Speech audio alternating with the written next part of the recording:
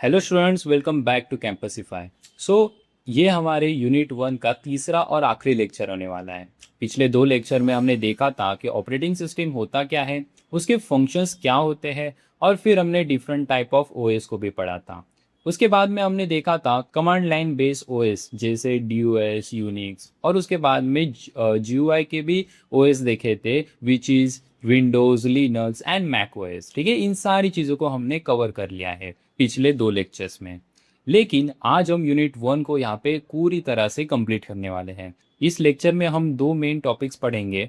पहला है ओएस कौन सी सर्विसेज देता है यूजर्स और प्रोग्रामर्स को, और फिर उसके बाद में सिस्टम कॉल्स क्या होता है, ये हम पहले टॉपिक में पढ़ेंगे। और दूसरे टॉपिक में देखेंगे ओएस के मेजर कंपोनेंट्स कौन से होते हैं जो इंटरनली मिल के ओएस को चलाते हैं। समझे स्टूडेंट्स? सो ये दोनों टॉपिक्स यहाँ पे एग्जाम के लिए बहुत ही इंपॉर्टेंट है, क्योंकि ये बार बार क्वेश्चंस पूछे जाते हैं इस टॉपिक से एग्जाम के लिए। ओके, सो इस टॉपिक से आ सकते हैं definitions, examples and explanation type of questions. Okay, तो चलिए पहले टॉपिक से शुरू करते हैं, which is different services of operating system.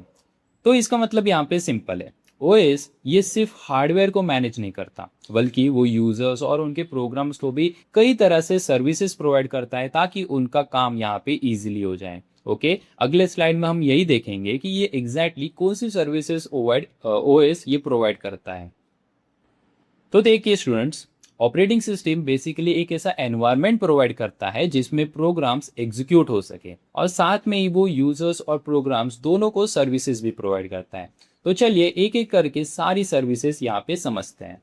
तो सबसे पहले देखते हैं यूजर इंटरफेस। तो ये यहाँ पे ये सबसे बेसिक सर्विस होती है।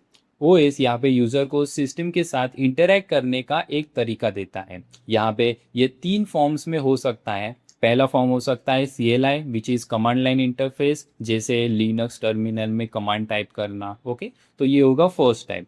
सेकेंड टाइप क्या हो सकता है? GUI। GUI क्या होता है? तो ये ग्राफिकल यूजर इंटरफेस होता है, जैसे विंडोज में आइकन्स पर क्लिक करना। ओके, इसको ही कहते हैं यूजर इंटरफेस। और या फिर ये ना टच इंटरफेस हो सकता है, जैसे आपके एंड्रॉयड फोन्स में होता है ना टच स्क्रीन, वैसे। ठीक है, तो ये सबसे पहली सर्विस होती है यूजर इंटरफेस। ठीक है, यहाँ पे ये क्या करता है, ओएस ये यूजर को सिस्टम के साथ इंटरैक्ट करने का एक तरीका देता है। ओके, फिर उसमें उसके बाद में सेकंड सर्विस होती है प्रोग्राम एग्जीक्यूशन। मतलब जब भी हम कोई प्रोग्राम रन करते हैं, सो वहाँ पे ओएस उस प्रोग्राम को मेमोरी में सबसे पहले लोड करता है। ठीक है, उसके बाद में वो सीपीयू अलोकेट करता है और उसे रन करवाता है लास्ट में। ठीक है, और एक बार जो हमारा प्रोग्राम है वो ख़त्म हो जाए, चाहे वो नॉर्मली हो या किसी एरर के वजह से, तो उसके बाद में वो सीपीयू जो हमारा ओएस होता है वो क्या करता है, उसे प्रॉपरली टर्मिनेट भी करता है। तो इसी टर्मिनेशन को हम कहते हैं प्रोग्राम एग्जीक्यूशन। ठीक है, मतलब वो सारी चीज़ें एक प्रोग्राम को रन एग्जीक्यूट करने के लिए वो सारी चीज़ें वहाँ पे मैनेज कर रहा होता है। ठीक है, तो ये होता है प्रोग्राम एग्जीक्यूशन सर्विस। फिर उसके बाद में थर्ड सर्विस होती है आईओ ऑपरेशन। तो देखिए स्टूडेंट्स, ये बहुत ही इंपॉर्टेंट है। तो यहाँ पे यूजर प्रोग्राम्स ये डायरेक्टली हार्डवेयर को एक्सेस नहीं कर सकते, because of security and stability. ठीक है, इनके रीजन की वजह से।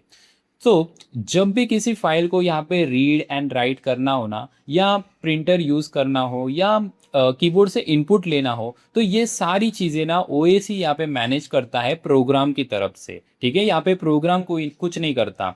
यहाँ पे जो हमारा ओएस है वही इस इन सारी चीजों को यहाँ पे मैनेज करता है। फिर फोर्थ सर्विस होती है फाइल सिस्टम मैनिपुलेशन। सो ओएस ये फाइल्स और डायरेक्टरीज, सो यहाँ पे जो हमारा ओएस है ये फाइल्स और डायरेक्टरीज को क्रिएट, रीड, राइट और डिलीट करने की फैसिलिटी भी हमें प्रोवाइड करता है। जैसे जब हम CLI में mkdir कमांड से फोल्डर बनाते हैं या RM से फाइल को डिलीट करते हैं ना, तो यहाँ पे ये सब ओएस की फाइल सिस्टम मैनिपुलेशन सर्विस के थ्रू ही होता रहता है। समझे? फिर उसके बाद में फिफ्थ सर्विस है कम्युनिकेशन। तो कभी कभी एक प्रोसेस को दूसरे प्रोसेस से इंफॉर्मेशन शेयर करनी होती है, चाहे वो दोनों प्रोसेसेस सेम कंप्यूटर पे चल रहे हो या फिर नेटवर्क के थ्रू अलग अलग कंप्यूटर पे हो। तो यहाँ पे जो हमारा ओएस है ये सेम कम्युनिकेशन को पॉसिबल बनाता है। ठीक है, which is inter process communication mechanism के थ्रू। ठीक है, यहाँ पे ये इंटर प्रोसेस कम्युनिकेशन यानी आईपीसी प्रोवाइड करता है, आईपीसी जैसा मैकेनिज्म प्रोवाइड करता है इस कम्युनिकेशन को पॉसिबल बनाने के लिए। समझे स्टूडेंट्स? फिर उसके बाद में सिक्स एंड लास्ट सर्विस होती है एरर डिटेक्शन। तो यहाँ पे ओएस ये कंटिन्यूसली सिस्टम को मॉनिटर करता है ताकि कोई भी एरर वहाँ पे ना हो। ठीक है, सीपीयू में, मेमोरी में, या आईओ डिवाइसेस में, या खुद यूज़र के प्रोग्राम में। ठीक है, तो यहाँ पे ये सारी चीज़ों को यहाँ पे ओएस ये मॉनिटर कर रहा होता है क्योंकि वहाँ पे कोई भी एरर ना हो इस वजह से। सो स्टूडेंट्स, ये सारी 6 सर्विसेज है जो ओएस प्रोवाइड करता है। सो एग्जाम में लिस्ट एनी 4 सर्विसेज या एक्सप्लेन एनी 4 to 6 सर्विसेज जैसे क्वेश्चंस आ सकते हैं। तो यहाँ पे इस 6 सर्विसेज को वहाँ पे आप एक्सप्लेन कीजिए या लिस्ट कीजिए। गाइस, एक छोटा सा पॉज लेते हैं। अभी तक का लेक्चर आपको कैसे लगा? आई हो आपको पढ़ाने का जो तरीका है वो समझ में आ रहा होगा और कंसेप्ट्स भी दिमाग में फिट हो रहे होंगे। सच बताओ तो डिप्लोमा में सबसे बड़ा स्ट्रगल क्या होता है? सिलेबस बहुत बड़ा है, टाइम हमेशा हमें कम लगता है और एग्जाम्स आते ही पैनिक शुरू हो जाता है, राइट? लाइक नोट्स कहाँ मिलेंगे, प्रीवियस ईयर पेपर्स कैसे सॉल्व होंगे, और आखिर मोमेंट पे जो डाउट्स है वो किसे पूछेंगे, राइट? सो अगर आपको आज की टीचिंग यहाँ पे पसंद आई और आप चाहते हो कि पढ़ाई में ये पैनिक हमेशा के लिए ख़त्म हो जाए, तो आप हमारी डिप्लोमा क्लासेस का फुल कोर्स यहाँ पे ज्वाइन कर सकते हो। इसको हमने डिज़ाइन ही इस तरह से किया है कि स्टूडेंट की हर एक प्रॉब्लम का सॉल्यूशन यहाँ पे आपको मिल जाए। इस एक सिंगल कोर्स में आपको मिलता है कंप्लीट वीडियो लेक्चर बिल्कुल डिटेल में, प्रॉपर नोट्स ताकि एग्जाम टाइम में इधर उधर ना भागना पड़े, हमारे फेमस पीवीएमपीस का अर्ली एक्सेस जिसका सबसे ज़्यादा डिमांड होती है, फिर डाउट सेशन आपकी हर कन्फ्यूजन को क्लियर करने के लिए, पीवाईक्यू रिवीजन और रेगुलर टेस्ट जो आपको आने वाले यूनिट टेस्ट और फाइनल एग्जाम दोनों के लिए 100% रेडी रखेंगे। सो ये सब कुछ अलग अलग लेने की आपको यहाँ पे बिल्कुल भी ज़रूरत नहीं है। Everything is included in are one course. और सबसे अच्छी बात क्या है, हमने इस प्राइसिंग को अफोर्डेबल रखा है ताकि हर एक स्टूडेंट इसका फ़ायदा उठा सके। कोर्स की प्राइसिंग ये स्टार्ट होती है सिर्फ 999 से। अगर आप अपनी पढ़ाई को लेकर यहाँ पे सीरियस हो और इस बार एग्जाम में सच में टॉप करना चाहते हो या अच्छे मार्क्स स्कोर करना चाहते हो, तो इस कोर्स को आप ज़रूर चेकआउट करना। लिंक आपको डिस्क्रिप्शन में मिल जाएगी। तो चलो अब वापस आते हैं अपने लेक्चर पे और आगे के टॉपिक्स को यहाँ पे कंप्लीट करते हैं। नाउ स्टूडेंट्स, आगे बढ़ते हैं।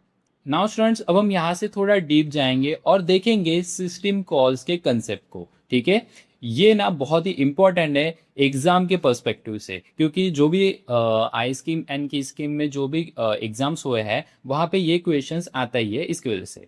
तो इसकी डेफिनेशन देखिए। तो यहाँ पे सिस्टम कॉल ये एक प्रोग्रामेटिक वे है जिससे एक कंप्यूटर प्रोग्राम ऑपरेटिंग सिस्टम के कर्नल से कोई सर्विसेज को रिक्वेस्ट करता है। A system call is a programmatic way in which a computer program requests a services from the kernel of the operating system। तो अब इसको समझने के लिए पहले ये समझ लो, OS ये दो मॉडल्स में काम करता है। पहला होता है यूजर मोड और दूसरा होता है कर्नल मोड। सो जब नॉर्मल एप्लीकेशंस प्रोग्राम चलता है तो वो यूजर मोड में चलता है, लेकिन उसको वहाँ पे लिमिटेड प्रिविलेजेस होती है। ओके, लेकिन हार्डवेयर को डायरेक्टली एक्सेस करना, मेमोरी अलोकेट करना, फाइल ओपन करना, ये सारी चीज़ें होते हैं, ये प्रिविलेज ऑपरेशंस होते हैं जो सिर्फ कर्नल मोड में ही हो सकते हैं। समझे? तो यहाँ पे ब्रीच को देखिए, तो यहाँ पे जो हमारा सिस्टम कॉल है ना, ये क्या काम करता है? तो यहाँ पे ये एक ब्रीच या इंटरफेस का काम कर रहा होता है प्रोसेस और ऑपरेटिंग सिस्टम के बीच में। ठीक है, यहाँ पे जो प्रोसेस होती है वो क्या होती है? प्रोसेस मतलब जो यूजर मोड में चल रहा है और ऑपरेटिंग सिस्टम मतलब जो कर्नल मोड में चल रहा है। ठीक है, तो यहाँ पे हमारा जो सिस्टम कॉल है ये यहाँ पे ब्रीच या इंटरफेस की तरह काम करता है जो प्रोसेस और ऑपरेटिंग सिस्टम इन दोनों के बीच में काम कर रहा होता है। समझे? Now students understand why are they needed.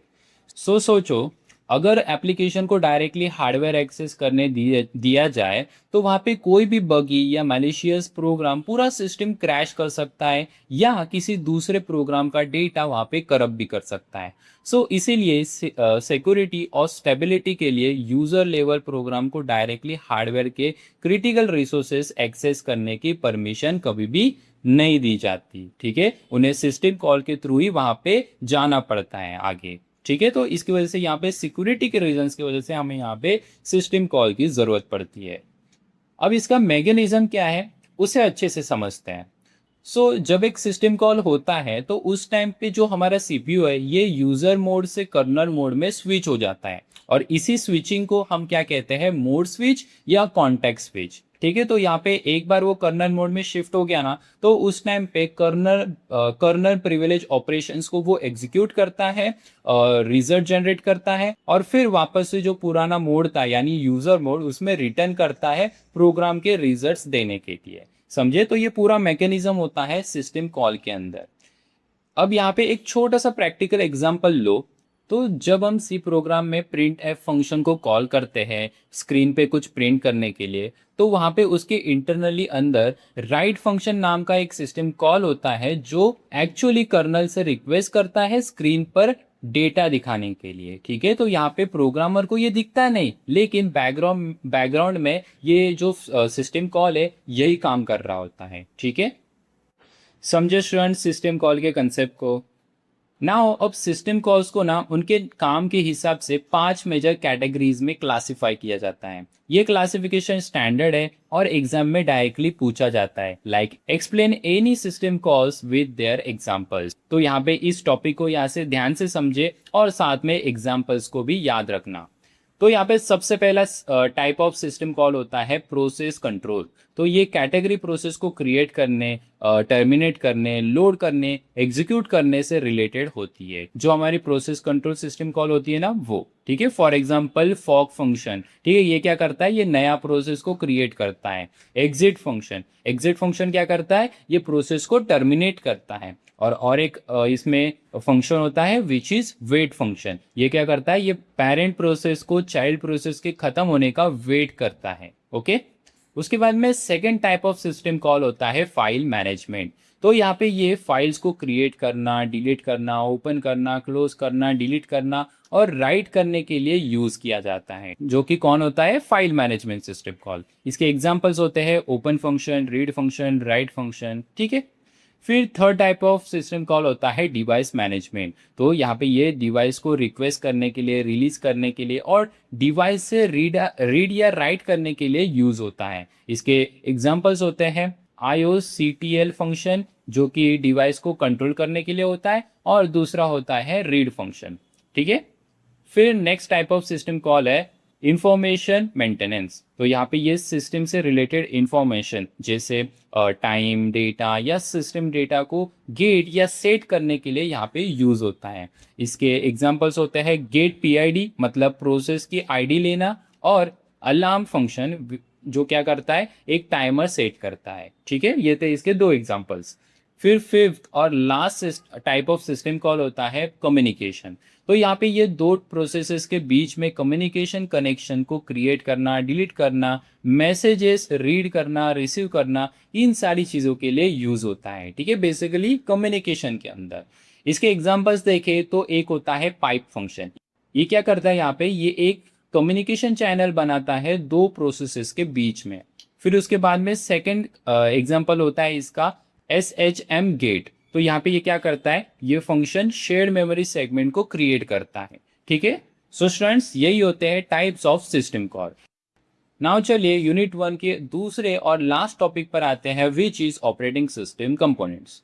तो अब तक हमने देखा था OS क्या सर्विसेज देता है और सिस्टम कॉल्स कैसे काम करते हैं। अब हम देखेंगे कि OS के अंदर ऐसी कौन सी बिल्डिंग ब्लॉक्स होती है जो मिलके पूरे OS को बनाती है और चलाती है। यहाँ पे टोटल 5 मेजर कंपोनेंट्स होते हैं जो हम अगले 2 स्लाइड्स में कवर करेंगे। यहाँ पे सबसे पहला कंपोनेंट है प्रोसेस मैनेजमेंट। तो यहाँ पे प्रोसेस क्या होता है, सिंपल भाषा में कहे तो प्रोसेस एक प्रोग्राम है जो एग्जीक्यूशन में है, मतलब जो करंटली CPU पे रन हो रहा है या रन होने के लिए रेडी है वो। ओके, तो यहाँ पे OS का ये रिस्पॉन्सिबिलिटी होता है कि वो यूजर प्रोसेसेस और सिस्टम प्रोसेसेस इन दोनों को क्रिएट और डिलीट करे। ठीक है, OS ही यहाँ पे डिसाइड करता है कि प्रोसेसेस और थ्रेड्स को CPU पे कब शेड्यूल करना है, कब उन्हें सस्पेंड करना है मतलब रोक देना है, और कब उन्हें रिज्यूम करना है मतलब वापस चालू करना है। ठीक है, और साथ ही OS यहाँ पे प्रोसेस सिंक्रोनाइजेशन और कम्युनिकेशन के मैकेनिज्म्स भी प्रोवाइड करता है। ताकि यहाँ पे मल्टीपल प्रोसेसेस प्रॉपरली कोऑर्डिनेट करके काम कर सके बिना एक दूसरे को डिस्टर्ब करे। फिर दूसरा कंपोनेंट होता है मेन मेमोरी मैनेजमेंट। तो यहाँ पे मेन मेमोरी यानी रैम एक वोलेटाइल मतलब पावर ऑफ होते ही डेटा जो होता है वो डिलीट हो जाता है, ठीक है, तो उसे क्या कहते हैं, हम वोलेटाइल कहते हैं। तो यहाँ पे जो हमारे रैम है ये एक वोलेटाइल एरे होती है वर्ड्स या बाइट्स की, ठीक है। सो जब भी कोई प्रोग्राम एग्जीक्यूट होता है तो उसे वहाँ पे सबसे पहले मेमोरी में स्पेसिफिक एब्सोल्यूट एड्रेसेस पे लोड करना पड़ता है। यहाँ पे जो ओएस है उसका काम होता है ट्रैक रखना कि मेमोरी का कौन सा पार्ट ये करंटली यूज हो रहा है और किस प्रोसेस के द्वारा यूज हो रहा है। और जब मेमोरी स्पेस वहाँ पे फ्री होती है तो ओएस ही यहाँ पे डिसाइड करता है कि कौन सा प्रोसेस ये नेक्स्ट लोड किया जाएगा उस फ्री स्पेस में, ठीक है। तो ये होता है main memory management component. So students, इसे ही ना सिंपल एनालॉजी से समझे तो यहाँ पे जो हमारा प्रोसेस मैनेजमेंट है ये ऐसा है कि जैसा एक मैनेजर जो डिसाइड करता है कौन सा काम कब होगा, ठीक है, प्रोसेस कब होगा। और यहाँ पे जो मेन मेमोरी मैनेजमेंट कंपोनेंट है ये ऐसा है कि जैसे एक स्टोर कीपर जो ट्रैक कर रहा है गोडाउन के अंदर कितना जगह खाली है और क्या वहाँ पे रख सकते हैं, ठीक है। तो ऐसे होते हैं ये कंपोनेंट्स, ठीक है। यहाँ पे गोडाउन का मतलब था रैम, ओके। नाउ स्टूडेंट्स, तीसरा कंपोनेंट होता है फाइल मैनेजमेंट। सो ओएस यहाँ पे इंफॉर्मेशन स्टोरेज का एक यूनिफॉर्म लॉजिकल व्यू प्रोवाइड करता है। यहाँ पे मतलब चाहे हमारी जो फाइल है वो हार्ड डिस्क पे हो या एसएसडी पे, यूजर को एक कंसिस्टेंट तरीके से दिखती है। वो ओएस यहाँ पे फाइल्स को क्रिएट या डिलीट करता है, डायरेक्टरीज मैनेज करता है और फाइल्स को सेकेंडरी स्टोरेज पे मैप भी करता है। और साथ में ये फाइल्स का बैकअप भी मैनेज करता है नॉन वोलेटाइल मीडिया पे, जैसे हमारे एक्सटर्नल ड्राइव या क्लाउड पे, ठीक है, जिससे वो जो डेटा है वो कभी भी इरेज नहीं होगा, उसे ही हम नॉन वोलेटाइल मीडिया कहते हैं, ठीक है। तो ये था हमारा फाइल मैनेजमेंट, ये सारी चीजें वो करता है ओएस। फिर फोर्थ होता है आईओ मैनेजमेंट। यहाँ पे आईओ ये सब सिस्टम का काम करता है हार्डवेयर डिवाइसेस की पेक्यूलरिटीज को यूजर से हाइड करने के लिए। मतलब यहाँ पे यूजर को ये जानने की जरूरत नहीं होती कि यहाँ पे जो प्रिंटर है ये इंटरनली कैसे काम कर रहा है, समझे, इस तरह से। इनमें ना तीन चीजें शामिल होती है। एक एक होती है मेमोरी मैनेजमेंट कंपोनेंट जो बफरिंग के लिए होता है, मतलब डेटा को टेम्पररी स्टोर करने के लिए। दूसरा होता है कैचिंग, मतलब फ्रीक्वेंटली यूज डेटा को फास्ट एक्सेस करने के लिए रखना। और तीसरा होता है स्पूलिंग, मतलब प्रिंट जॉब्स को क्यू में डालना, क्यू में रखना, ठीक है। वैसे सारी चीजें ये हैंडल करता है, ठीक है। अब आगे बढ़े और लास्ट कंपोनेंट को देखें तो वो होता है सेकेंडरी स्टोरेज मैनेजमेंट। तो क्योंकि हमारी जो मेमोरी है मतलब रैम है ये छोटी होती है और वोलेटाइल भी होती है, तो इसके लिए ना सेकेंडरी स्टोरेज जैसे एचडीडी या एसएसडी इन जैसे जो स्टोरेजेस है वो रैम का बैकअप का काम करता है, ठीक है, जिसकी वजह से जो हमारा परमानेंट डेटा है वो यहाँ पे ही स्टोर होता है, ठीक है। यहाँ पे जो ओएस होता है वो इस स्टोरेज के लिए रिस्पॉन्सिबल होता है, like for free space management, मतलब कौन सी जगह वहाँ पे खाली है उसे ट्रैक करने के लिए। फिर उसके बाद में स्टोरेज अलोकेशन के लिए, मतलब फाइल को कहाँ स्टोर करना है ये डिसाइड करने के लिए। और लास्ट डिस्क शेड्यूलिंग करने के लिए, मतलब डिस्क को रीड या राइट रिक्वेस्ट को फ्रीक्वेंटली ऑर्डर में प्रोसेस करने के लिए, ठीक है। तो ये सारी चीज़ें ये कहाँ पे होती है, परमानेंट डेटा के अंदर होती है, यानी सेकेंडरी स्टोरेज मैनेजमेंट में होती है, समझे स्टूडेंट्स। तो स्टूडेंट्स यहाँ पे ये 5 कंपोनेंट्स मतलब process management, main memory management, file management, IO management और सेकेंडरी स्टोरेज मैनेजमेंट, ये सारे मिलके ओएस का प्रो स्ट्रक्चर बनाते हैं। और यहाँ पे इंटरेस्टिंग बात यह भी है कि यूनिट 2, 3, 4 और 5 में हम इन्हीं कंपोनेंट्स को एक एक करके डिटेल में पढ़ने वाले हैं। जैसे यूनिट 2 में हम पढ़ने वाले हैं प्रोसेस मैनेजमेंट को, यूनिट 3 में सीपीयू शेड्यूलिंग को, यूनिट 4 में मेमोरी मैनेजमेंट को और यूनिट 5 में फाइल मैनेजमेंट को। सो स्टूडेंट्स, इसके साथ ही आज का लेक्चर यहाँ पे कंप्लीट हुआ। इनफैक्ट हमने यहाँ पे हमारे फर्स्ट यूनिट को उसको भी कंप्लीट कर दिया है। और स्टूडेंट्स, करंटली आपको इस स्लाइड पे एक्सपेक्टेड एग्जाम क्वेश्चंस दिख रहे होंगे जो आपके एग्जाम्स में आ सकते हैं फ्रॉम दिस लेक्चर, ठीक है। अगली लेक्चर में हम यूनिट 2 को स्टार्ट करेंगे विच इज़ प्रोसेस मैनेजमेंट, जहां हम देखेंगे प्रोसेस क्या होता है, उसके डिफरेंट स्टेट्स क्या होते हैं, प्रोसेस कंट्रोल ब्लॉक मतलब पीसीबी ये क्या होता है, प्रोसेस शेड्यूलिंग और थ्रेड्स, ये सारी चीज़ें हम नेक्स्ट यूनिट में कवर करने वाले हैं, ओके। सो यहाँ पे हमारा यूनिट 1 तो कंप्लीट हो चुका है। अभी आप क्या करोगे, आप नोट्स जो हमने प्रोवाइड किए हुए हैं वहाँ पे उसे रीड करके रिवाइज करेंगे ईच टॉपिक्स को, जिससे आपको मोर और बेटर अंडरस्टैंडिंग होगी इस टॉपिक्स को अच्छे से समझने के लिए। ठीक है, सो स्टूडेंट्स मिलते हैं नेक्स्ट लेक्चर में, तब तक के लिए स्टे कैंपसिफाइड।